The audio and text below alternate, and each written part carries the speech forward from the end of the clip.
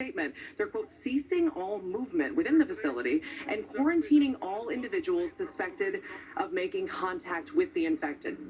Now, remember last week, Congressman Castro, when he had first visited Liam, said it seemed like the preschooler, according to his dad, had fallen ill. We're out to the family attorney about this latest headline. It is worth noting, before Liam was released, DHS said a pediatrician had examined him while he was at that facility and found, in their words, no medical concerns.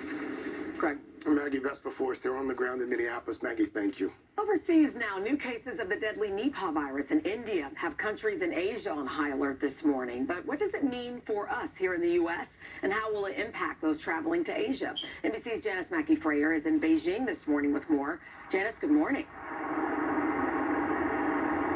Chanel, good morning. There is a lot of concern about this Nipah virus. It's contagious between humans and often deadly. But over the weekend, the World Health Organization said the risk of Nipah spreading is low. 2 cases of Nipah were detected in India. The virus has a fatality rate of 40 to 75%, so it's higher than COVID. And there's no vaccine for Nipah. Authorities in India quarantined 200 people who may have come into contact with the 2 infected. And as of today, no other suspected cases have been reported in any country. Still, airports across Asia, here in China, in Thailand, Singapore, Vietnam, Malaysia, Hong Kong, they're all taking steps to screen passengers for any symptoms. Nipah is transmitted from animals, usually pigs or fruit bats, or through contaminated food. It doesn't jump easily to humans, but when it does, it hits like the flu, but can lead to pneumonia, or in the worst cases, inflammation of the brain.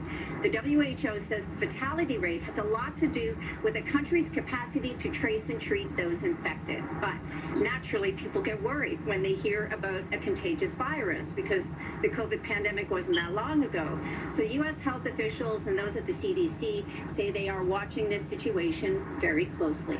Guys, back to you. All right, Janice, thank you. All right. How about some good news here? Some great news for Team USA this morning. With the Winter Olympics now just 4 days away, Lindsey Vonn remains on track to compete at the Games. The 3-time Olympic medalist crashed and hurt her left knee during a race in Switzerland Friday. She had to be airlifted from that mountain there. She sat out Saturday's race, but Vonn's personal coach provided an update saying she was, quote, preparing for Cortina as usual. All goes well. Her first event would be Sunday in the women's downhill competition. And if my math is right, with the time change, I think she would be competing right after the Super Bowl. Oh, my goodness. Yeah. You know what, though? We're rooting for her. Yes. And that is definitely the news we needed this morning. Good news. Yes, yes, indeed. Carson? All right, guys, that is good news. Coming up on Pop Start, we've got a sneak peek at not 1, but 2 star-studded Super Bowl commercials. All right, first, we are going to take you behind the scenes and on the court